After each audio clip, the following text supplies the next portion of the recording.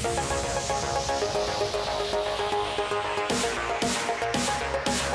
everyone, this is PM Sports Talk, the father and son duo podcast. I'm your host Preston, alongside my father Mike. And Dad, how are we doing today? I'm doing really well. Hey, I'm ready to get into it. It's a lot going on in the NFL. There is a lot going on in the NFL and college football, which is where we'll start today. College football is our starting point. You guys should know this by now. So, Washington versus USC is the matchup we'll start with. And Dad, this one was a very thrilling game. It was. You remember on last week's podcast, or 2 weeks ago, we said, we're done talking about USC. But you know what? We can't be done talking about them because they play all these good teams. And Washington is, fighting for a playoff spot. And it was a great game. Once again, it was no defense. They fired their defense coordinator after the game. Yeah. Finally, the move that Lincoln Riley should have made a while ago. Yeah, he had to do something. I mean, this is 2 straight years of this stuff going on. Nothing's changed. They're actually worse than they were last year, I think. At least last year they had a chance to get in the playoff. This year they're done before the season's only halfway. It's more than halfway, but 2/3 of the way done.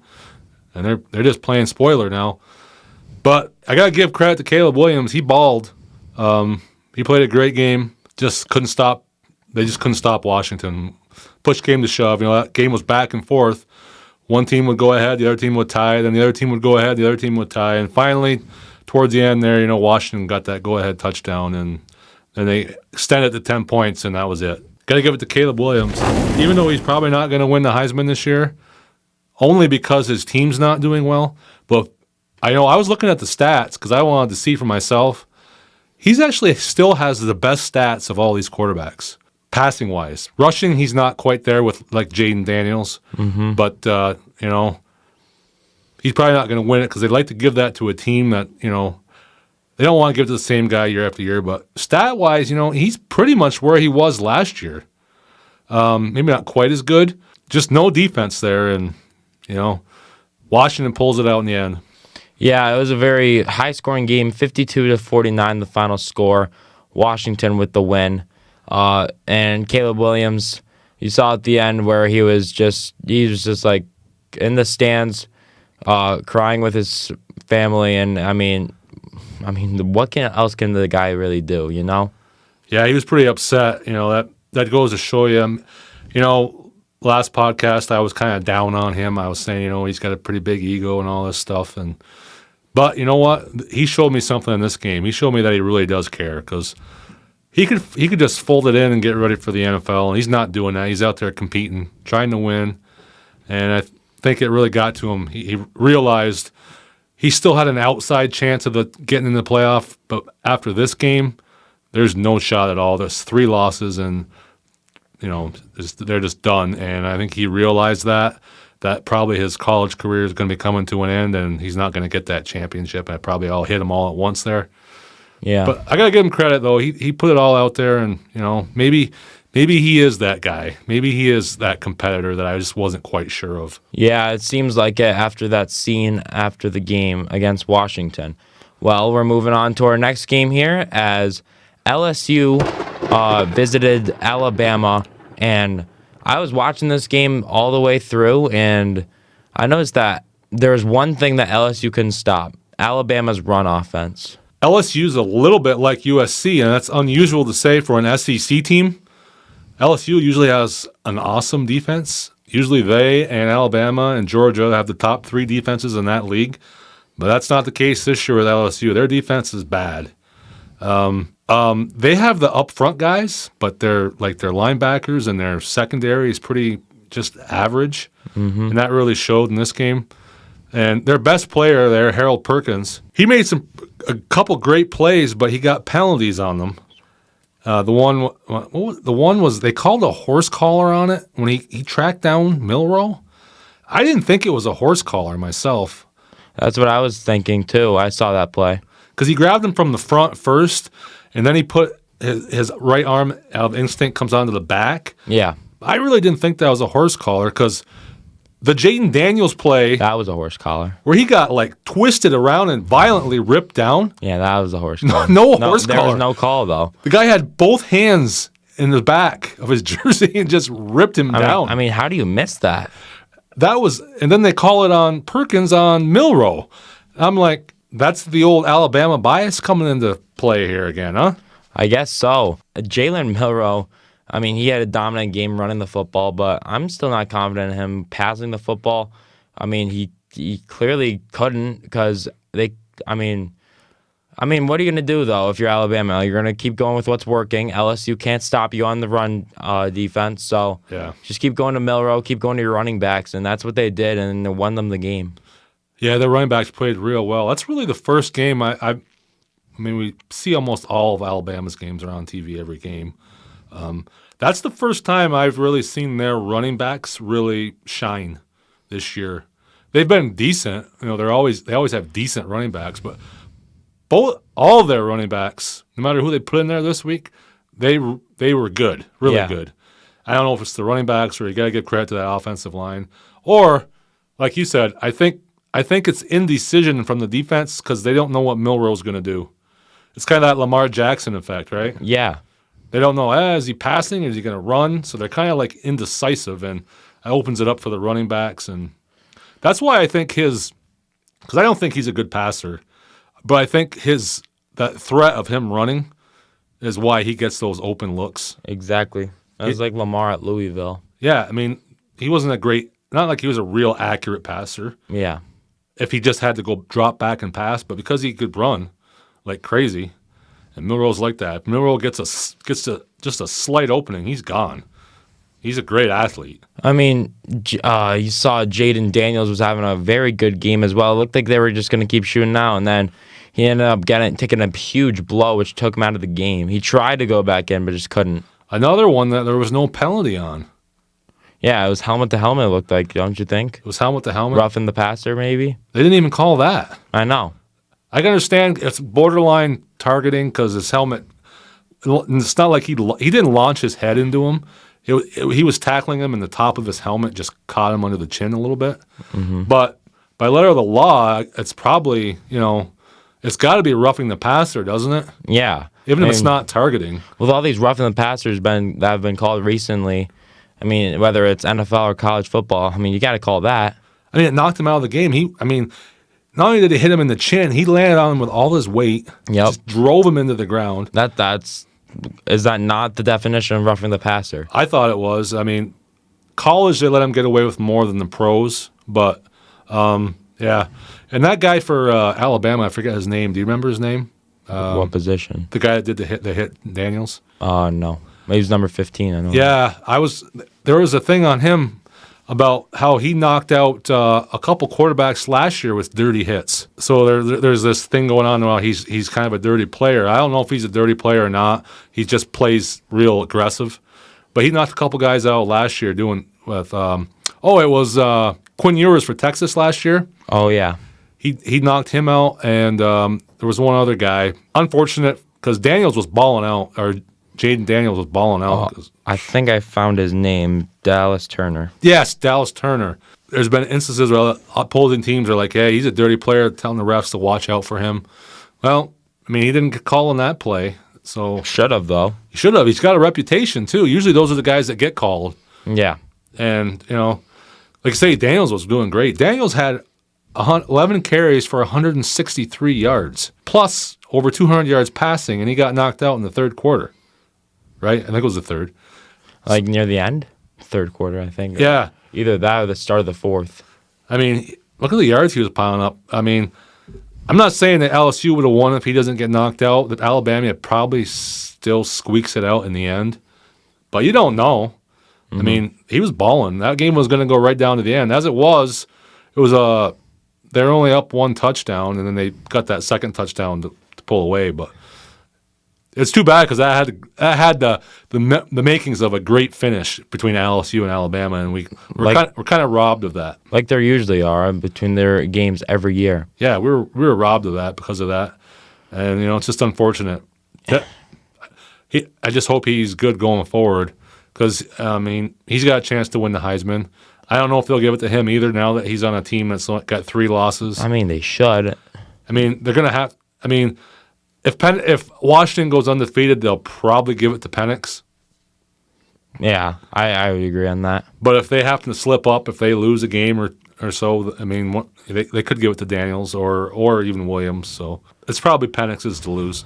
Yeah, we'll see. I mean, Washington obviously looks dangerous. They're still undefeated, so They got some dangerous opponents coming up, too. They got Utah this week. That's a tough game. yeah. I mean, Oregon handled business. I think Washington will as well, but Yeah. we will see for sure. Next matchup we have here is Oklahoma and Oklahoma State. Oklahoma goes down 2 weeks in a row. I would say Oklahoma's kind of on that fraud level, wouldn't you? I would say so. I mean, Dylan Gabriel is not a Heisman, as No. people were saying. I wasn't big on him last year, and I kind of bought into the hype after he had that great game against Texas. Yeah, it was a good football team. And then, But he's come right back down to earth 2 games in a row. He's losing to teams that they shouldn't lose to. yeah. Oklahoma State is ranked, so, I mean, they lost to a ranked team this week, but it doesn't make it any better. That's a game they should win as the number 10 team, the former number 5 team. Yeah, now they're completely out of it, and Or number 6, one of the two. so that's going to mean that we're probably not going to get that Texas Oklahoma rematch. I wouldn't think so. Oklahoma State only has 1 loss in the conference, so could be them or it could be Kansas against Texas. Oklahoma State is kind of that sneaky team every single year. I mean, They start off slow. Not too long ago, they were in, I think it was like about 2 to 3 years ago, they were in the Big 12 championship game, and I think they were ranked number 5 before being defeated by Baylor in that game. True. And I mean, they were very close to win that game. They were like 1 yard away on that 4th down run, and they almost made the playoffs that year. So I think that they are that sneaky team that can like beat some of those top teams. Yeah, you're right about that. It's kind of they had the loss right away. I forget who they lost to out of the bat, and so like I said, they kind of sneaked up on you. But here they are. They're like they have 1 or 2 losses now, and only 1 loss in the conference, and they're right there with Texas. So yeah, they're sneaky, and I don't know what the state of the union is with Ewers for Texas. I don't know what his status is. Yeah. Oh yeah, because of Malik Murphy's been in. And I liked him last game, but I didn't like him this game. He was kind of erratic. I mean, they barely held on. We watched the ending, won by 3 points, and it came down to a 4th down stop in OT. Yeah, great stop of that defense. But I'm not so sure if Kansas State elects to kick the field goal there and tie it and go to double overtime. I'm not so sure Texas wins that game.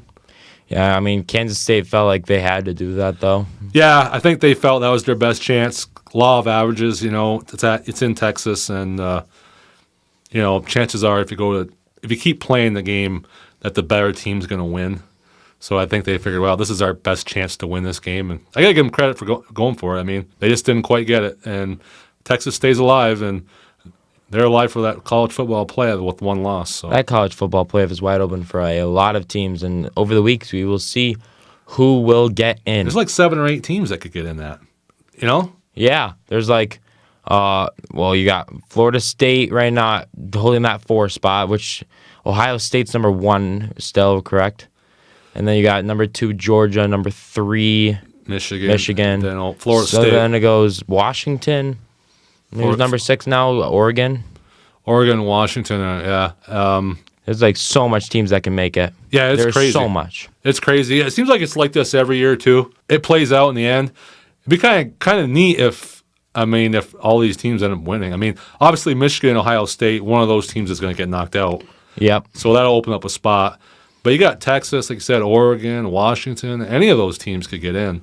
Alabama. So, yeah, it's great. I look forward to, as an Ohio State fan and you as a Michigan fan, the games around Thanksgiving like every year. So look forward to that Thanksgiving rivalry game.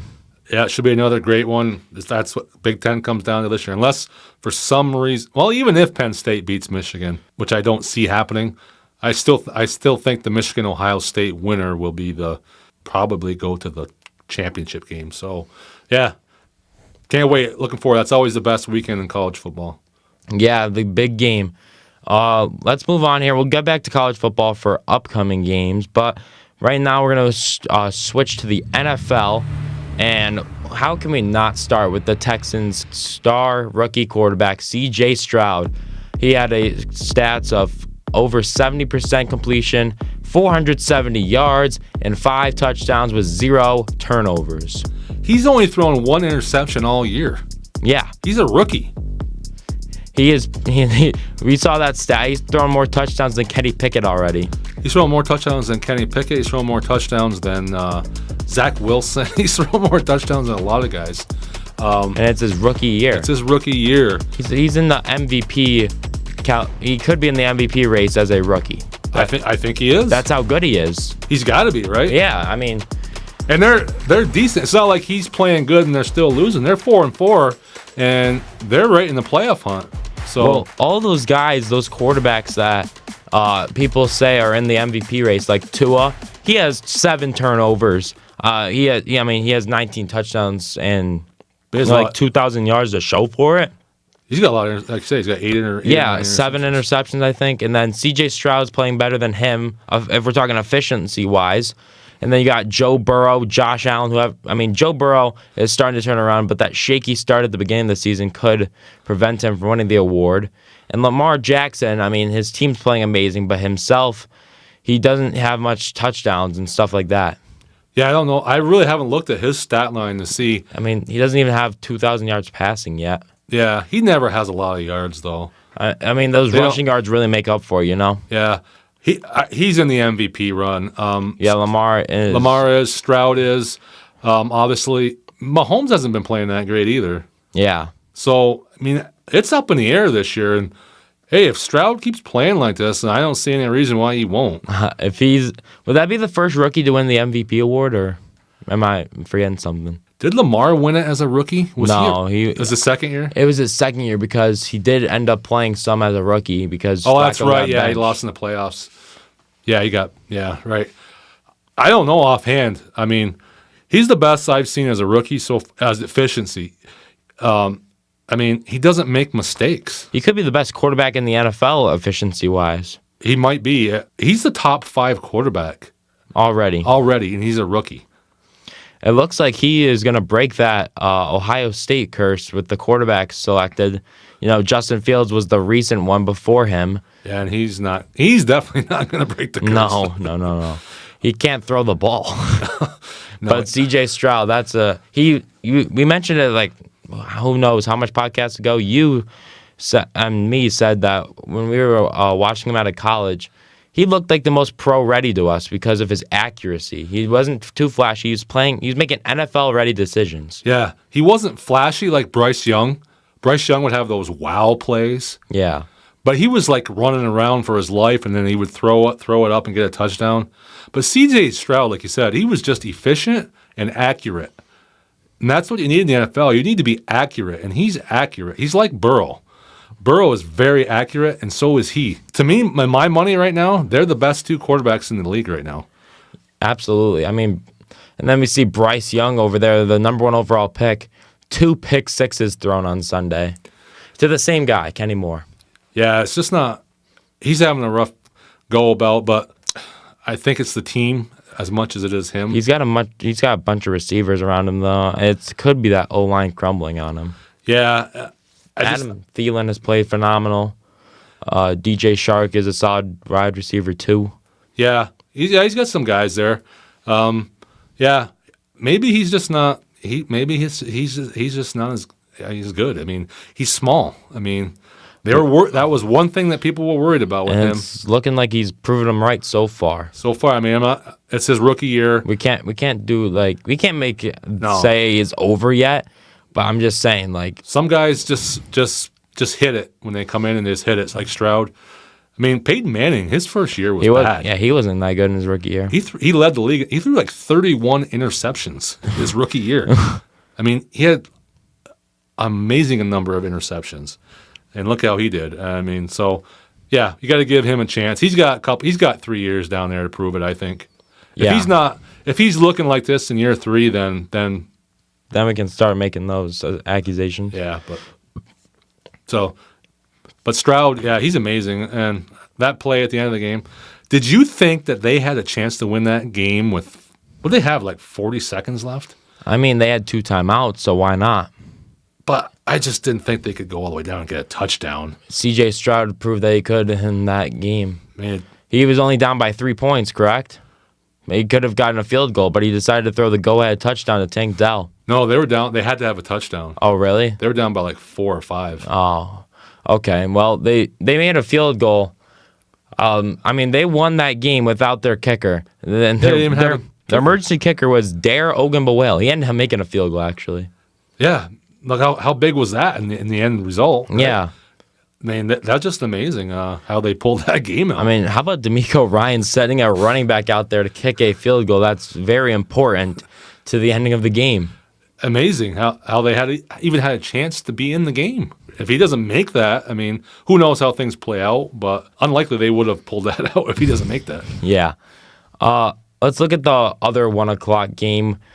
Joshua Dobbs acquired earlier in the week on the trade deadline. Jaron Hall ends up being the starter because he was obviously with the system longer, and they felt like he was more ready to start the game, the day of the game Right. against Atlanta. He goes down, and they have no other choice. They have to put Josh Dobbs in, and he is an absolute hero. He plays it phenomenally, and then ends up throwing the game-winning touchdown at the end. You can't say anymore. I mean, you can't make it up. I mean, I couldn't believe it.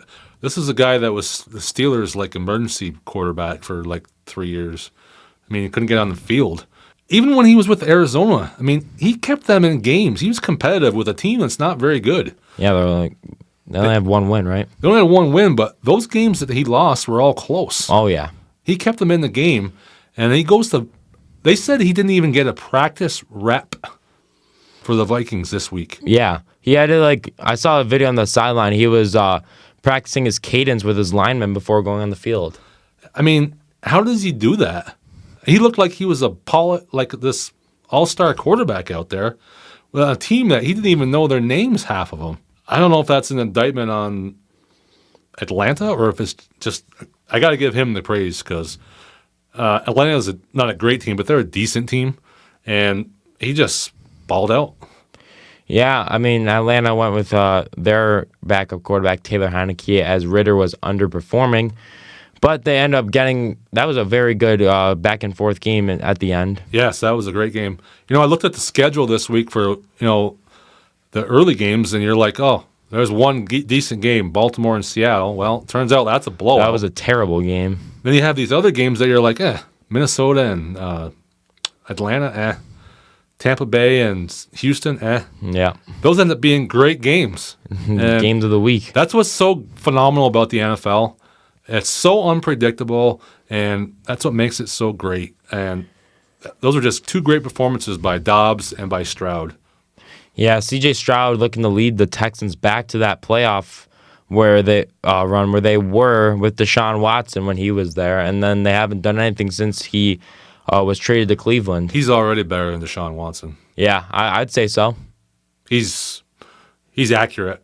Deshaun Watson is he was kind of Deshaun Watson is more like Bryce Young, flashy. I mean, he knows that there's no taking away. Deshaun Watson was very good with them. He was very good. He was a top 3 quarterback, I'd say, when he was in his prime. But he wasn't the passer that he is, though. Stroud is. Oh yeah, no. He wasn't accurate like that. He made some spectacular plays, but in my opinion, they've got a guy there that's one, a guy that's not going to get in trouble, and 2, a guy that's going to be there for 10 to 15 years. I'd say so, yeah, as long as barring any injuries, because he's not getting into any trouble. He's big. He's a faithful man. I mean, he's big too. He's strong. He's a big. He's got that stature, and they made the right choice when they picked him. Can you even imagine how they pulled that off? They ended up getting CJ Stroud and Will Anderson in the first round of that draft. Crazy. Everybody's like, oh, wow, Carolina's got Bryce Young. They get the first pick. And meanwhile, Houston's like, we'll take Will Anderson. Yeah. We'll take CJ Stroud. Absolutely. And we'll take a better record. And we'll be the better team going exactly. for the next 10 years. I mean, Bryce Young and CJ Stroud, comparably now, that's not even close. Not even close. No. So that is our recap for that game. Those 2 games. How about the Eagles and Cowboys? That NFC East matchup. This was a good game. It came down to the final play. Very good game. Once again, Dak. He played very good. What are you talking about? He played real well, but you just knew at the end that he just wasn't going to get it done. I just knew it. I'm like, eh. And I picked them to go to the Super Bowl, so I'm rooting like heck for them. And I'm like, oh, come on, Dak, you can do it. And nope. The Eagles were giving them a chance to win that game, though. You see all those penalties they picked up on that drive. It was right there for them. Bradbury interference. I think they got like a roughing the passer on Hassan Reddick. Yeah. They were down there. Then Cowboys got penalties after that. And then it just ruined their hopes of winning that game. It's just, I'm like, yeah, they just can't get over the hump. They're right there every year. But then when they get in a big game like that, they're almost there, and then no. They just fall short. Exactly. Well, I mean, there's not much to say. I mean, there were some great games. I mean, they came down to 2 plays, in my opinion. You saw on the 4th down, Luke Schoonmaker had the ball right at the inch line. Yeah. And he just barely missed it, and he was down. And then Dak Prescott, after the touchdown, which got it to a 1-score game late. What's he doing right? He ran the ball. He pretty much got it, and then that foot steps out of bounds. He had so much room there, too. He just lost where he was. And that is why they lost that game, because it made such a difference. If they they could have kicked a field goal. Yeah, I know. I mean, that's what I'm talking about with him. Aubrey's not missing that. He's been great this year. That's what I'm talking about with Dak. He'll do all these great things, but then when it comes down to making that 1 or 2 big plays, he just never quite does it. And I just don't know if he's ever going to. Yeah, it sucks. I mean, he's a great person. He's a great football player too. I mean, he just fumbles it in those clutch situations. Critical moments, he just doesn't get it done. Whether it's his fault or just circumstances, I don't know. But it just seems to happen that way for that team. And they've got a championship defense there that they're hopefully not going to waste for them. But they got to get it over the hump. That offense has to get them over that because the defense does their part for them. Mm-hmm. They held the Eagles to what? What was the final, 28-23? I'm not sure. I forget what the final was, but I think it was like in the 30s, maybe. No, I think it was in the 20s. Oh, 20? But, yeah, so they did their part. They just can't quite get there. Absolutely. I mean, it's just not happening for Dallas, it looks like. I mean, no matter what they do, they just can't get it done, it seems like. It's like they're cursed. Yeah, they haven't won a Super Bowl since the 90s. They fired Jimmy Johnson or let him go. That was the curse for them, I think. It is a curse for them. They had probably the best coach, one of the best coaches the NFL's ever seen. And they just let him go because Jerry Jones was selfish. Yeah, Jerry Jones couldn't handle sharing the spotlight with him. So, yeah, maybe they won't win until, I hate to say it, until Jerry Jones is gone. I don't know. Yeah, I'd say so. He seems like the curse there. Yeah. We probably have time to go over one more game. So we got the Bengals and the Bills on Sunday night, and the Bengals end up winning this as I predicted and you predicted. So, sorry, Buffalo fans. They cannot beat this team. Nope. Bengals. I don't know if the Bengals are that much better than Buffalo, but they can't beat them. Buffalo, if you think about it, they should be 3-6 right now. You think about it, that Hail Mary in the Bucs game on Thursday night a couple weeks ago. Yeah, they could have lost that one. They should have lost. Chris Godwin was turned around, and then when he turns back around to see the ball, it's already on the ground, and he had a good chance at it. Yeah, he did. And then they should have lost the Giants game. Yeah, Darren Waller, that was pass interference. I mean, 3-6 could be their record right now. They are very fortunate are they above 500 right now? 5-4. Yeah, they are very, very fortunate to be above 500 with the way they've been playing these past couple of games. If you just said at the beginning of the year the Bills will be 5-4, everybody would say, "What, are you crazy?" Yeah. Yeah, and they're just. I guess it shows how important a couple of those guys on defense are. White and Milano really hurting them. But then again, they're not giving up a ton of points. No.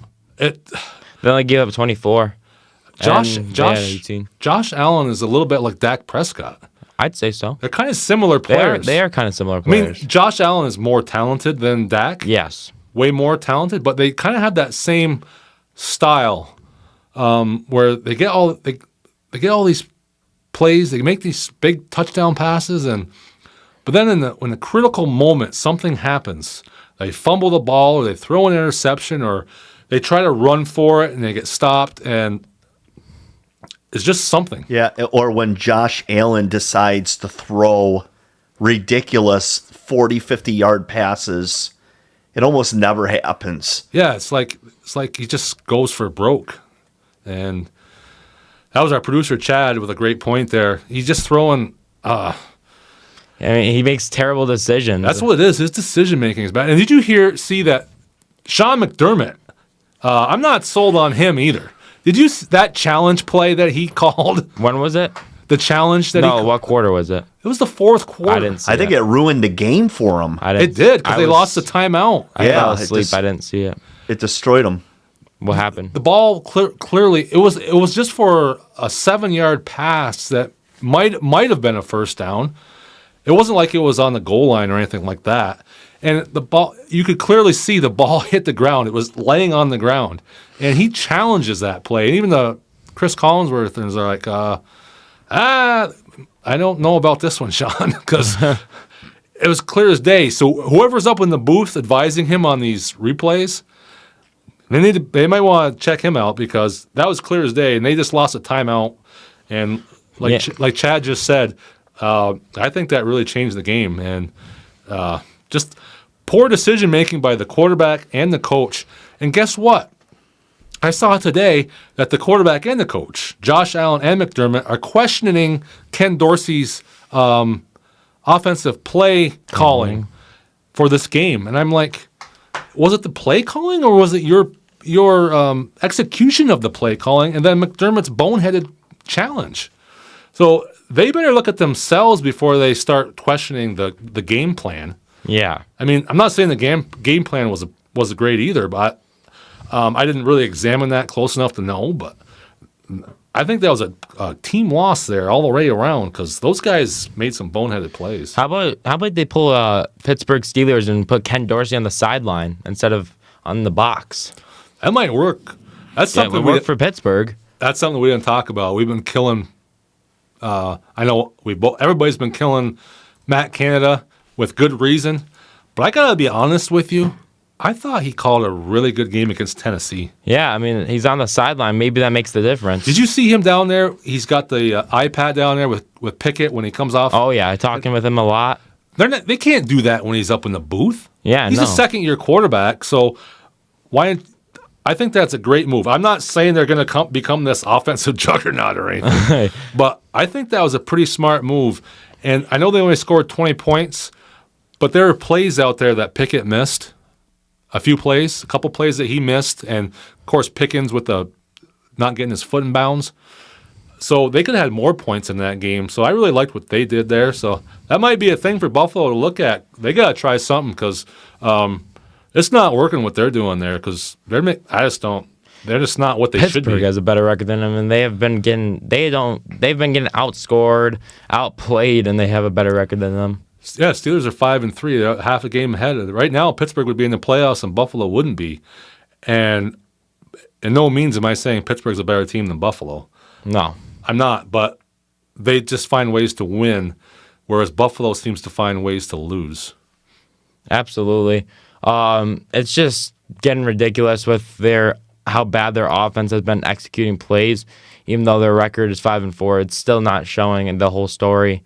So we're just going to have to see. And that's something I want to mention real quick. You mentioned George Pickens.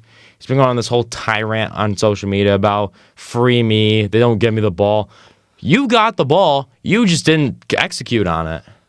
Yeah, he got the ball. He didn't execute. Exactly. And he's been getting all the throws while Johnson was out, injured. So he's got to expect when Johnson comes back, he's not going to keep getting all the looks. It's going to get split up, right? Oh, yeah. And with his emergence, he's a great weapon. he's going to draw double teams and stuff. So Pickens not going to be able to go to him on every play. That's just a very immature guy. Very emotional. But did you see Tomlin? Today was his press conference, or he addresses the media on Tuesdays. And he said that George Pickens that's not anything he's worried about. He goes, he's glad that he cares, that he's in the game, and that he wants to be a big part of the game. So he said he can deal with the other stuff. So he didn't seem too worried about it. But of course, that's what he's gonna say. I wonder if deep down if he is worried about it though, because you can't lose this guy to this emotions that he has. And that's what happened with Antonio Brown. And somebody made a good point. Antonio Brown played for 10 years or whatever it was and was an all-pro wide receiver before he started doing all that stuff. Yeah, George Pickens hasn't done anything yet. He hasn't made a Pro Bowl. He's made some highlights, but he hasn't done anything yet. Yeah. So stats-wise, he didn't even receive for 1,000 yards last year. No. I mean, he had a good year for a rookie, but he's got a long ways to go. So I hope he can get a control of his emotions, because he has a chance to be a top 5 wide receiver in this league. And it'd be a shame if it all goes to waste because he can't control himself. Exactly. That's what I thought, and I think that they just need to figure out how to deal with an emotional guy like that. It all comes down to character dealing with that. So we will see. Tomlin's got to check that in the bud. He's got to do something there. Yeah, we will see on that. Steelers have had a lot of character issues in the past. You think of guys like Claypool, Bell, Brown, but yeah, we will see how that situation all plays out. And we've got one more thing to touch on, some upcoming college football. Just want to point out a couple games here. We got Georgia finally playing a ranked they played Missouri last year. They're finally playing a series of ranked teams, though. They got Ole Miss this week. That's a great game. Ole Miss has been playing good. They can score. Ole Miss is ranked 10 last I checked. Yep, they're ranked 10. So that should be a great game. Georgia, they're keeping teams in. This year the games are closer. They're still the better team, but there's not as big of a disparity as there was last year, whereas last year they were just nobody could touch them last year. This year, even though they are slightly better than just about everybody they play, it's a lot closer. So there's that chance for them to get upset, And this could happen. I don't know, is this game in Georgia or is it in Mississippi? I think it's in Georgia. Yeah, so that'll help them. But, yeah, that's a great game. And then there's one more. I think there's only a couple of great ones this week, right? You got USC and Oregon. I mean, that's a big game for Oregon. It'll be another one of those high-scoring games, but I noticed that game was put on at 10:30. Oh, wow. That's how much they think of USC now. Because that would have been like a 3:30 or an 8 o'clock game if USC had beaten Washington, but not now. So. And then one more thing to touch on, Michigan and Penn State. That's the big game of the day. I think it's going to be Michigan, though. The only thing that worries me about Michigan are they a little distracted with all this stuff that's going on off the field. Talent-wise, I think they're clearly a better team than Penn State. Quarterback's better. Running backs are better. Defense is better. Receivers are better. Offensive line is better. Everything's better. Everything is better. And it's in Penn State, so you got the crowd, so that helps Penn State. But if Michigan plays to their potential and Penn State plays to their potential, Michigan wins this game by 2 touchdowns. Yeah, big college football games this week, and yeah.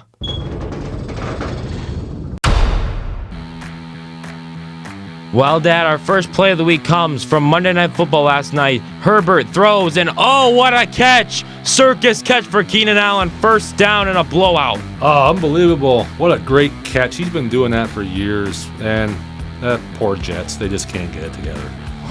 How does he stay in bounds here? I mean, that's a phenomenal catch. He does that a lot, too. It's a shame he gets hurt so much, but where was the defense on that play? Was there anybody around him? Well, Dad, coming from the game of the week, possibly game of the year, CJ Stroud in the gun, takes a snap, looking, and he throws. Tank Dell for the win. 40 seconds, no problem for CJ Stroud. Unbelievable. He brought them down there and with hardly any time left in this game. Unbelievable. The look play. on D'Amico Ryan's face says it all. You're watching the beginning of a superstar here. All right, our third play of the week. Tyson Bagent, under center. It's a play action. He throws to the end zone, and Cole Kmet comes up with it. What a catch. Touchdown, Bears. Unbelievable catch from Kmet. Right over the defender. Stretches out, gets that ball. Chicago was looking good early. The ball placement on that. Put it right where Kmet can get it. That's close to hitting the ground there, but he keeps control of it. And sends out of the park for the celebration. Well, Dad, coming from USC Washington, Zachariah Branch comes in motion. He takes the handoff, reverses field, flips it back to Williams, all the way downfield, and wide open for the touchdown. What a play. That was an electric play from Caleb Williams. He made that look so easy. What a great. I couldn't tell if that was the design at first to give it to Branch, run back and throw to Taj Washington. Look how nonchalant Williams is. He's just standing there like, oh, nothing's going on. Or was that just the play call for Zachariah Branch to do that? I think that was the play call. Williams just sold it so good. He just pretended that nothing was going on, and he just made that look so easy. Yep, Taj Washington was wide open. Washington was fooled. Well, Dad, our second to last play of the week, Josh Dobbs, the newly acquired quarterback, steps up, throws, and Brandon Powell gets into the end zone for the game-winning score. What a great drive from Dobbs. Just starting with that team this week. Unbelievable play. Receiver was wide open. Addison clears out 24 for him. Opens it up. Great play. Yeah, I mean, Josh Dobbs just definitely out there just playing football, having fun, and that got him the game-winning touchdown. Well, Dad, Will Levis in the shotgun. He's looking to lead a game-winning drive, his first of his career. Quan Alexander says, nah, picks Will Levis off. That is your ball game. What a play from Alexander. He drops back. He's reading the quarterback's eyes. He knows exactly what he's doing.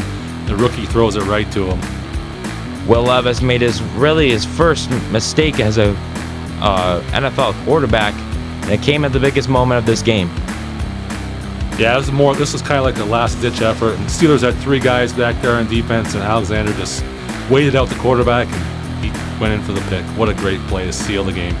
Well, Dad, that is the end of today's podcast, but as you guys know and as you know, we cannot go away without doing predictions. So our predictions for this week is upcoming NFL games. So Texans, Bengals, and Browns, Ravens. Well, I'll go with Texans-Bengals first. As much as I'd like to pick the Texans with CJ Stroud, I believe that game is in Cincinnati. I can't go against Burrow and the Bengals. They look too good right now. They're going to win that game. Might be a close game, but that's Bengals all the way. All right, and your prediction for Browns, Ravens? I'm going to go Ravens, as much as I don't want to. That's going to be a struggle, though. That's going to be a low-scoring game. I could see 17-16 or something like that. 20-17. I'm going to go Ravens only because I just don't believe in Deshaun Watson. He just doesn't seem like he's the same player.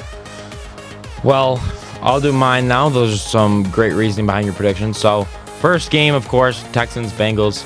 As much as I like to pick the Texans, I am going to pick the Texans. Wow. I think that the Bengals offense just has been, last game they struggled to score against the Bills. Even though they won that game, only got 24 points on the board. It's still a pretty good amount, but I think the Texans offense is electric, and I think they'll put some more points on the board, and we'll just see. But I think I got Texans upset. And for the Browns and Ravens, here's what I think. I'm going to pick Cleveland, but it's because the Ravens, they do this every year. They do amazing against all these teams that aren't in their division. But when they face a divisional opponent, as we saw with Pittsburgh, yeah, you're right there. They tend to crumble. And the Browns defense is better than the Pittsburgh Steelers defense, by a mile. Lamar Jackson struggled against the Steelers defense. So I'm picking Cleveland. You might be right. I hope you are right. You know what it is? I think the division guys know how to play Lamar. They're used to him. Could be. They play him twice a year. Steelers play him like he's just an average quarterback, and then they struggle against these rookie quarterbacks. It's just weird. I think it's familiarity, and you might be right with that pick. Well, everyone, that is the end of today's podcast. Thank you all for tuning in and watching today. I am Preston, signing off with my father, Mike, and you can check us out on our website, our new website, pmsporttalk.com, and you can check us out on Spotify and YouTube. Wherever you're watching, there's always more. Thank you for watching, and we will see you on the next one. Hey, if you like what you see, you can subscribe down below, and you can listen to our podcast at any time. And also, if you want to reach out to us, you can reach us at pmsporttalk@gmail.com. Also coming soon is a website. Thank you all for listening. Have a good one.